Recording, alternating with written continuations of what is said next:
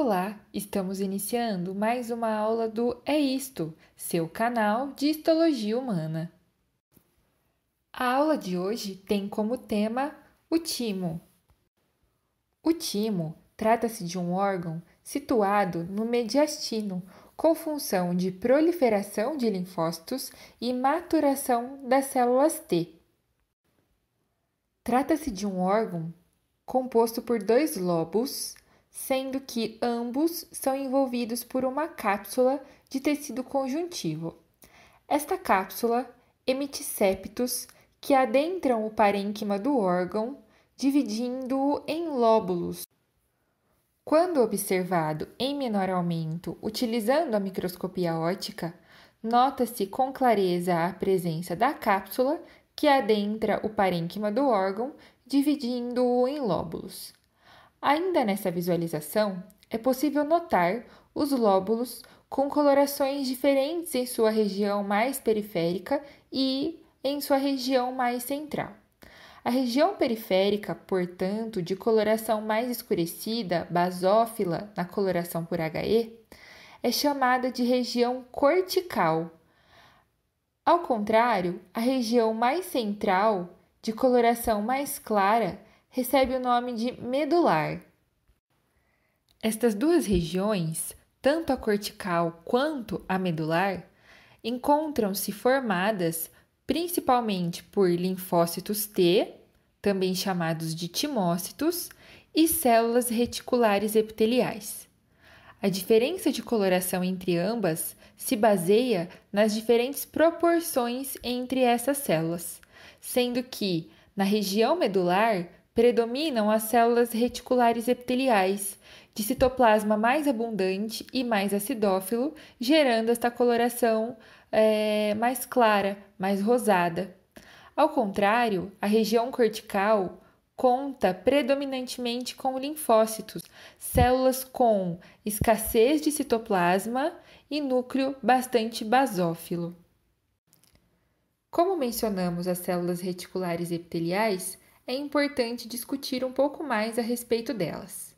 São células que desempenham a função de sustentação do órgão, uma vez que, no timo, diferentemente de outros órgãos linfóides, não existe a presença de células reticulares e nem mesmo das fibras reticulares, sendo que, nos outros órgãos linfóides, são as fibras reticulares as responsáveis por gerar um arcabouço, uma espécie de malha, em que as células linfóides se alojam entre os espaços obtidos.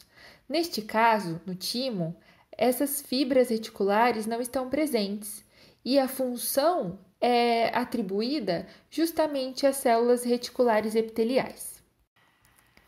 Isto é possível porque as células reticulares epiteliais contam com diversos prolongamentos de seu citoplasma, sendo que estes prolongamentos unem-se uns aos outros, ou seja, a ligação do prolongamento de uma célula reticular epitelial com os prolongamentos de outra.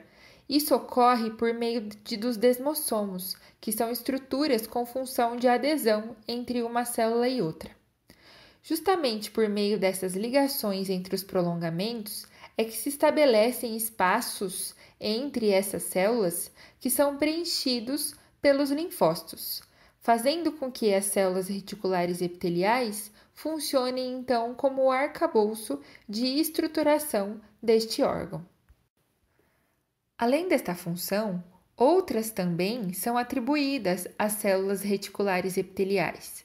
Entre elas podem ser citadas a liberação de substâncias que estimulam as células linfóides a se proliferarem e a sofrerem maturação, bem como a formação de uma barreira denominada barreira hematotímica. A barreira hematotímica corresponde a um obstáculo gerado em torno dos capilares localizados na região cortical dos lóbulos do timo, sendo que este obstáculo tem como objetivo impedir o contato de antígenos trazidos pelo sangue com as células em maturação. Esse obstáculo é formado, portanto, pelas células reticulares epiteliais, mas não apenas por elas. Isso também é feito por meio dos pericitos, das próprias células endoteliais que compõem os vasos sanguíneos e da lâmina basal produzida por essas células.